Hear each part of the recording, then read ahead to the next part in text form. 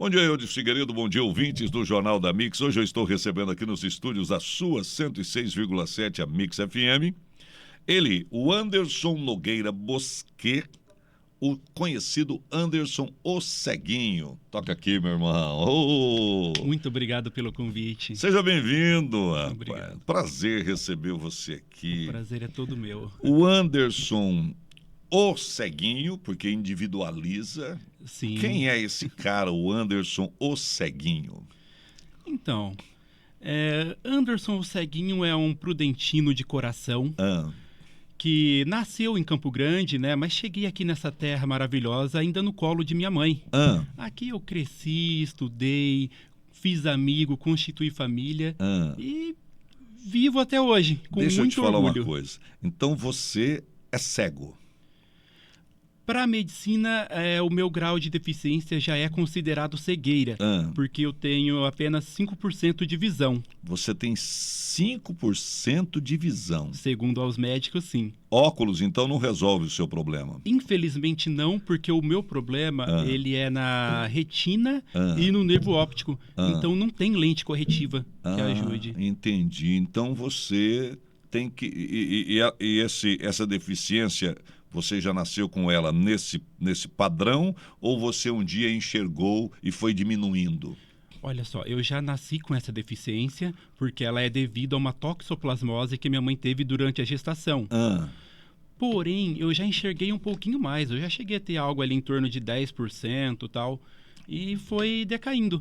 Infelizmente, né? Todo mundo tem um desgaste natural com a idade. Com a idade. No meu caso, não é diferente. Então, todo mundo perde um pouco. Só que eu só tenho um pouco. Então... Todo mundo perde um pouco. Todo mundo perde um pouco da visão. Verdade, porque eu perdi com o passar do tempo. Hoje eu tenho alguma dificuldade. Mas você só tinha 10%. Sim. É legal ver você falar isso com bom humor, porque às vezes as pessoas, eu imagino, começam a tratar a pessoa que é deficiente visual com uma certa pena, com uma certa dó, ou às vezes até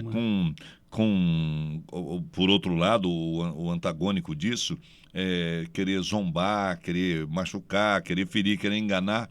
E você tem me parece que tem uma vida tranquila com relação a isso. Eu costumo falar para as pessoas... Você tem bom humor. Eu costumo dizer para as pessoas o seguinte: a deficiência, ela vem independente da sua vontade. Aconteceu, é uma loteria macabra que você foi sorteado. Só que o que é da sua vontade é escolher se você vai viver bem ou mal. Eu escolhi viver bem. Escolhi viver com alto astral. Porque se eu escolher viver mal, só vai ser uma coisa a mais para me atrapalhar. Entendi. Cara, que coisa bacana. Gostei mesmo. Você nasceu em Campo Grande? Sim, sou natural de Campo Grande, MS. É Mato Grossense do Sul. Sul Mato Grossense. E aí você veio para cá com que idade? Então, eu cheguei aqui em Prudente com questão assim de meses de nascido, né? Não tinha nem um ano ainda. A sua mãe, como é que se chama? Ela é viva? Ela é viva. Como é que ela chama? Eunice. Dona Eunice. Isso, porém, ela é minha mãe biológica, mas hoje, depois eu fui adotado, né? Eu sou filho adotivo. Então, peraí, vamos devagarzinho, que eu quero... Sua trajetória me interessou. Eu gosto de histórias de pessoas. Sim. A sua mãe era casada quando você engravidou? Quando ela engravidou de você, perdão? Quando ela engravidou de mim, ela ainda estava na adolescência. Já tinha um outro filho de um outro relacionamento. O meu pai, ele é de Prudente, ele esteve lá em Campo Grande e tal, se envolveu com ela. Tiveram o meu nascimento, ela engravidou, né? Sim. Aí vieram pra cá, porque a família dele era daqui. Ah, tá. Então aí o relacionamento ficou sério, tá? Constituiu família. Sim. Aí veio, uma menina ou menino que é o primeiro? O mais velho é o menino. Um menino, seu irmão. Isso. Seu meio-irmão, né? E aí sua mãe veio para cá com o seu meio-irmão e com você e com ele, com o seu pai. E aqui nós moramos, né, com a família do meu pai. Eu tive mais 2 irmãos. Como é que chama seu pai? Milton. Seu Milton. Milton, legal. Ali do Parque Bandeirantes. Legal. Seu pai é vivo ainda. Sim. Sim. O famoso Tite do Bandeirante. Tite, ele é conhecido lá, né? Sim. Tite, um abraço para você, Tite. E os seus outros 2 irmãos, como é que chamam-se? Os é que o nasceram Ângelo, aqui. Ângelo, que é o mais novo, e a Ariana, que é a mais velha. Os seus outros irmãos têm alguma deficiência visual, não? Não, eles nasceram sem deficiência nenhuma. Infelizmente, eu fui o único sorteado na Loteria Macabra mesmo. Você falou Loteria Macabra, cara. E porque a toxoplasmose dela atingiu na sua gestação. Isso. Entendi. E não se reativou, porque não sei se o senhor sabe. Não sei nada disso. É uma bactéria mais comum em gatos, né? Mas ela também é presente em cachorro e tal. Ela você não elimina. Você apenas consegue suprimir ela. Controlar. Ela vai se incubar, mas ela fica ali no organismo. Ela não é eliminada. Ela só ativou mesmo durante a gestação. Quando há a gravidez, ela corre o risco dela ativar. Pode ativar e aí há alguma consequência no feto. Sim. Pode afetar diversas funções, né? Neurológicas, diversas funções. O meu foi só a visão. Graças a Deus. É uma doença que basicamente é de gato, mas também em cachorro. É aquela do pelo? Ela é de secreção, fezes, urina, ou ferimentos que o animal tenha. E aí a pessoa, por algum motivo, ali vai limpar, vai cuidar. Contato com a secreção do animal acaba sendo contaminado. Caramba, que coisa, né, Ricardo? Que coisa, rapaz. E aí, então, é até importante essa informação para que as pessoas, ao cuidar do animal, isso e aquilo, tenham muito cuidado com relação a lavar a mão e tal. Sim, né? Com certeza. É o ideal usar uma luvinha ali para manipular a caixinha de areia ou fazer a limpeza mesmo. Como é que foi sua infância? Parque Alvorada? Não. Parque Bandeirantes, minha primeira infância. Bandeirantes, Isso. E aí, como é que foi sua infância? Só você enxergando mal lá, tropeçando? Então, eu cresci na casa dos meus avós ali, né? Na minha primeira infância. É uma família muito pobre, infelizmente não tinha muitas condições de cuidar de várias crianças ali, né? Porque tinha eu, meus irmãos...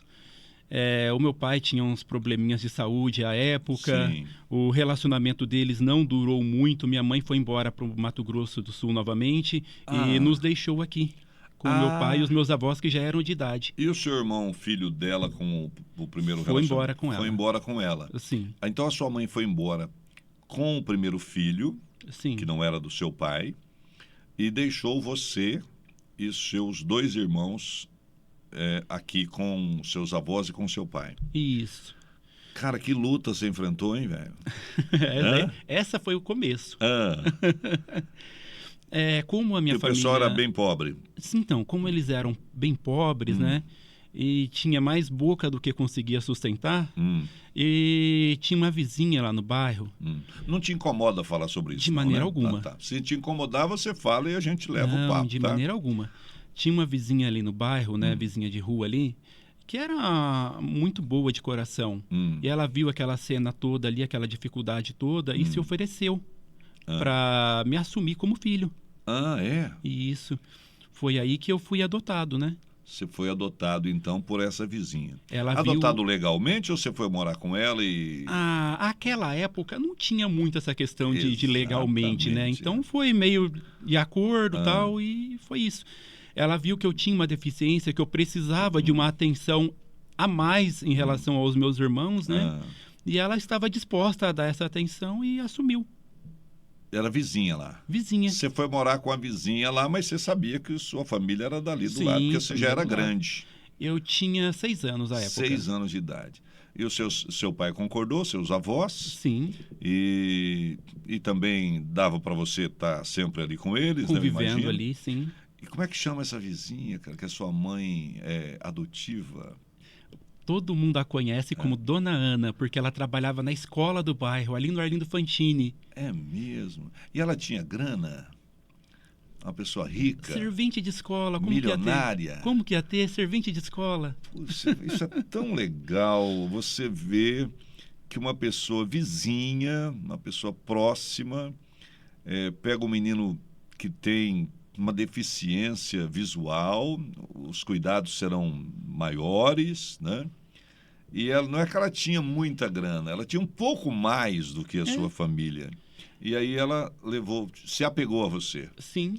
E o mais interessante é que ela já tinha os filhos dela. Não brinca? Ela já tinha 3 filhos. Era a a filha mais pergunta. nova dela já tinha 18 anos à época. Não brinca. Ela era casada? Divorciada. Divorciada? À época ela era divorciada. Cara, olha. E aceitou voltar do zero, voltar do começo. Nossa. Repete o nome dela? Ana Maria Corado é o nome dela. E todo mundo chama de Dona Ana. Dona Ana Maria Corado. Olha, sou seu fã incondicional, viu?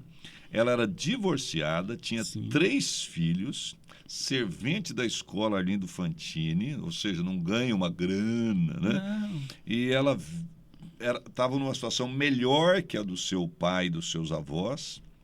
E falou, olha, eu me apeguei, se vocês quiserem dar ele para mim, para eu criar, eu vou criar. E eles estavam ali perto, não tinha perigo de você ser judiado ou qualquer coisa assim, né? Exato. E aí você cresceu lá na casa dela. Isso mesmo. Até esse período aí, esse olhar dela por mim, é que ela viu também a dificuldade que eu estava tendo na escola para estudar, né? Você estudava lá no Arlindo Fantini? No Arlindo Fantini. Ela viu que os professores não tinham preparo, que à época os professores não tinham preparo para atender um aluno com deficiência, né? O preparo era, no máximo, a chamada boa vontade, né? Isso mesmo. Não havia uma técnica. Aí ela viu essa dificuldade que eu estava tendo ali, foi procurar uma sala especial para atender pessoas com deficiência visual. No caso, é a sala de recursos que tinha ali no Formosinho Ribeiro, com a professora Olga. Ah, é? Sim. Ela se interessou. Sim. E lá nessa sala de recursos eu fazia um acompanhamento com a professora Olga. Aí você teve que sair do Fantini? Não, simultâneo os dois. Simultâneo. Um complementava o outro. E ela tinha que te levar lá? Não, porque a prefeitura tinha um transporte para levar os alunos. Pegava você lá e os demais. Era só deficiente visual? Só visual. Visual. E lá o que você aprendeu lá no Formosinho? Na sala de recursos, nós éramos basicamente alfabetizados antes de entrar no ensino regular, que seria o Formosinho, né? Sim. Eu que tinha baixa visão, fui alfabetizado à tinta, um texto ampliado, né? Mas os outros amigos... Como é que é isso? Alfabetizado à tinta? A tinta quer dizer a escrita normal. Né? Você... Entendi. Você aprendeu a escrever como eu escrevo aqui na caneta. Sim, só com as letras um pouco maior. Você tinha lá os seus 10% ainda. Sim. E aí, entendi. A letra maior. Isso. Para que você pudesse ver. Isso mesmo. E os outros amigos que também estudavam, mas que tinham uma deficiência de um grau mais elevado, aí eles precisavam do braille. Você não precisou do braille, então? Não, eu não cheguei a precisar. Certo. E aí você foi... Porque o Fantini era só pré. Nesse começo, sim. Sim. Aí depois, você foi estudar no Formosinho. Isso, aí o Formosinho fazia esse acompanhamento lá com a professora Olga, que um beijão para a senhora, tenho a senhora no coração até hoje e sempre vou ter. Professora Olga, um beijo para a senhora, que coisa linda. O pessoal mais antigo, eles costumam dizer que aqui em Prudente, a dona Olga é a mãe dos cegos e o seu Faraday é o pai. O seu Faraday é quem fundou a Associação dos Cegos aqui em Prudente. O seu Faraday é o homem que fundou. Ele é vivo?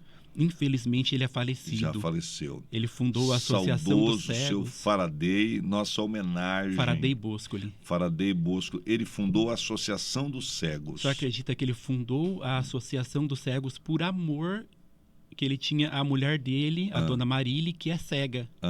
Ele sentia essa necessidade, né? Que ela precisava desse apoio e fundou por razão da cegueira dela.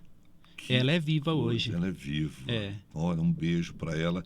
E a dona Olga é a mãe dos cegos. É a mãe dos cegos. Porque ela ensinava as crianças que eram cegas. Ensinava, corrigia. E o relacionamento... Ela sabia o braille? Ou sabe o braille? A dona Olga? A dona craque. Olga é craque, é fera. É mesmo? E aí, aqueles que eram cegos, uma gravidade maior que a sua, e ela ensinava pacientemente... o relacionamento com ela era mais do que professora. Ela, de fato, era uma mãe mesmo pra gente. Então você... E a sua mãe? Você voltou a ver? Tem contato? Como é que é? Eu já estive com ela por... acredito umas 3 ou 4 vezes depois que ela foi embora para Campo Grande de volta. Você tem 40, hoje você falou que tem 40 anos, né? Então foram poucas vezes. Então, eu sei onde ela está, se eu quiser falar com ela é fácil, mas não tenho essa... Perdeu um pouco o contato. Perdeu, infelizmente perdeu. E ela não procurou muitas vezes vocês? Também não. Nem os seus irmãos? Não, porque ela também constituiu família depois disso lá. Outra família. A vida dela seguiu também. Entendi. Você falou que a questão de escolhas, você escolhe Sim.